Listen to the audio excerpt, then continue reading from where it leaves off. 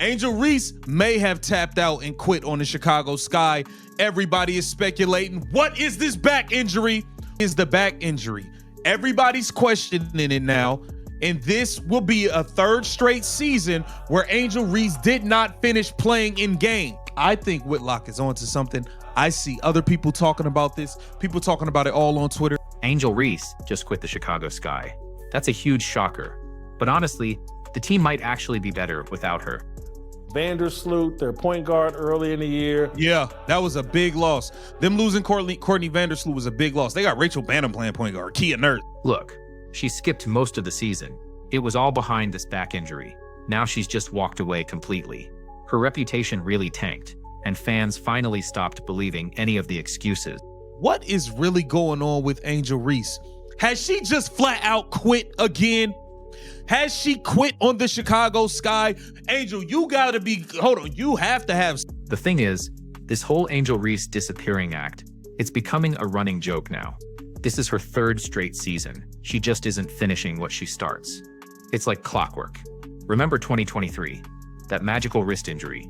She made this big dramatic announcement, said she needed surgery to prevent arthritis before she even turned 25. For being honest, maybe more reason why she's out right now might be secretly shopping her. They're not secretly shopping her. You don't fake back injuries. You don't fake back injuries. Run it from the grind, man. So no attempt to come back. No push to finish strong. Just poof, season over. And now, here we are in 2024. She's pulling the exact same move, only this time it's a back injury. And when I say back injury, I mean the most vague injury in sports history. No actual diagnosis. No timetable. You can't even point to a moment in a game. It just appeared like a magic trick. Chicago Sky, you quit. You quit. You threw in the towel. Once you realized you no longer, you never stood a chance, to be honest, with Caitlin Clark for that Rookie of the Year. But what's crazy is she times these injuries perfectly, always right after a losing streak, or after she's had some personal setbacks. Pretty convenient, right? The timing is so suspicious. It's practically a pattern now. Her fans can call it bad luck all they want. But come on, we've all seen enough coincidences to know what's really happening. She's missing the biggest games. She even skipped the Sky Fever game in Indianapolis. And that was the one everybody wanted to see. All that Caitlin Clark rivalry hype. Oh, but don't worry. She'll tell you it's all about rehab. She is asking for a trade. Or she's at least implying she wants to be traded. Because at the end of the day, you just never know. Now let's talk about how this team actually plays without her. The Chicago Sky are 110 without Angel Reese this season. Sounds bad, right? But here's the kicker. People are noticing that when she's not there, the team actually plays more cohesive basketball. Imagine that. The ball moves, the offense flows. Players actually cut to the basket without worrying about feeding one player's ego every possession. That's the part nobody in her camp wants to talk about. And plus, don't forget that early season slump.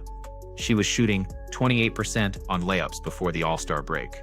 Layup. Everybody was on you shooting 28% on layups. Everybody's tearing you up on the internet. The All-Star votes come out and you saw Kiki Area Finn and all these other people in front of you and realized, oh, damn, it looked like I'm not gonna make it. And then you turned up. I'm sorry, but 28% on shots that are literally designed to be the easiest in the game is insane. And get this, it wasn't until the public started roasting her and those All-Star votes came out looking grim. That's when she suddenly turned up her game. Funny how the fear of losing a popularity contest can magically improve your shooting percentage. You threw in the towel and said your wrist was hurting for the rest of the year and didn't play again. This past the inaugural season of Unrivaled, she didn't even finish that season. Now let's break down these injury excuses, because they're starting to sound like bad reruns. In 2023, it was the wrist, that season-ending wrist injury, with a dramatic explanation about arthritis. And just like that, gone for the year. No comeback attempt. No, I'll push through for the team. She just dipped, like weaves. Different tactics being used. Is Angel Reese trying to get traded, bro? Are you trying to get traded? Then, 2024 rolls around, and right in the middle of the season, bam! A mysterious back injury shows up. No one knows how. No one knows when. All we hear is day-to-day from the coaches. That's the official term they keep recycling, as if repeating it will magically make people stop asking questions. Day to day for months. And here's what makes it worse. Somehow her back is perfectly fine for All-Star Weekend. She's on camera, smiling, taking pictures, doing all the photo ops. No problem standing around for hours, no problem posing for the media. But when it comes to actually playing in a regular season game, oh, no, that's when the back starts flaring up. How convenient. She just stopped. Some of these injuries, we saw the injuries. We didn't see what happened. What happened? This is bad. Meanwhile, Caitlin Clark is over here, dealing with an actual documented groin injury. We all saw when it happened. We know the exact moment. And she's still traveling with the team, still on the bench, still engaged, breaking down plays, supporting her teammates. And even while hurt, she's averaging 16.5 points and almost 9 assists a game. That's production. That's leadership. You don't see Clark disappearing into the shadows with day-to-day mystery. Reese didn't even show up to the Indiana Fever game in Indiana. She's not even showing up to the away games anymore. She's not showing up at all. She's just not showing up. And let's not pretend we don't know what's going on with Reese. People have been speculating for a while now. They think she's sitting out to protect her image and her numbers. Can't have those stats tank during a losing streak, right? Heaven forbid anyone sees her go 3 for 14 in a blowout loss. She'll just sideline herself and let the PR team spin it into a rehab story. Analysts have even compared her to Kawhi Leonard's load management. But honestly, Kawhi at least has medical receipts. This is worse because there's zero transparency. It just looks like... It looks like Angel Reese wants out, y'all. Angel Reese seems to be looking for a way out of the dumpster fire that is the Chicago Sky. And I gotta be honest. Remember the All-Star push? She was ranked 13th in early voting. That's a gut punch for someone who brands herself as the face of the league. Suddenly she turns into a completely different player, goes on a 10-game run to pad her numbers, and locks that All-Star spot. And then surprise, surprise, once the selection was secured, the urgency just evaporated. That's not a competitor's mindset. Remember, she quit in Unrivaled. She just stopped playing in Unrivaled. Said she was hurt, didn't show up for the championship game, didn't even show up and watch. Last season, she claimed her wrist was messed up, didn't finish playing in none of the games. That's a marketer's mindset. And speaking of marketing, let's talk about that Indiana snub. She wouldn't travel for the Fever rivalry game, but she had no problem making the trip for All-Star Weekend. In the same city, just weeks earlier. Oh, so the back can handle the trip when there are cameras and endorsements involved, but not when it's about facing Caitlin Clark on the court. Got it. Totally believable. Playing games. Angel, where you at? Where you at, Angel? This is nuts. The reality is, her image as the face of the franchise is tanking. People are starting to see that branding is prioritized over basketball. And when your team's record and chemistry actually improve without you, that's the opposite of what a franchise player is supposed to bring. What's wild is how predictable it's become. She'll have a bad stretch, maybe get called out publicly, then poof, here comes the mystery injury. Coaches will throw out the day-to-day line, fans will argue on social media, and she'll conveniently be in street clothes for weeks, but she'll still pop up at whatever media event or sponsor gig fits the brand. It's like she's got the whole thing down to a science. There's no details. Every day we hear that Angel Reese is day to day. Facts. Facts. Hey, Whitlock, take this pot. Keep cooking. Keep cooking. Stir the pot. The Chicago Sky without Angel Reese looked like an actual basketball team. I know her fans hate hearing this, but multiple commentators have been pointing it out for weeks. The ball moves better, the chemistry is cleaner, and the offense doesn't look like it's stuck in molasses. When Reese isn't on the court, the guards actually get to run the offense, instead of standing around waiting to dump the ball inside, just so she can take an awkward, contested shot. The wings cut hard to the basket. Spacing actually exists. And possessions don't die a slow death, because the ball's been glued to one player's hands. That's not my opinion.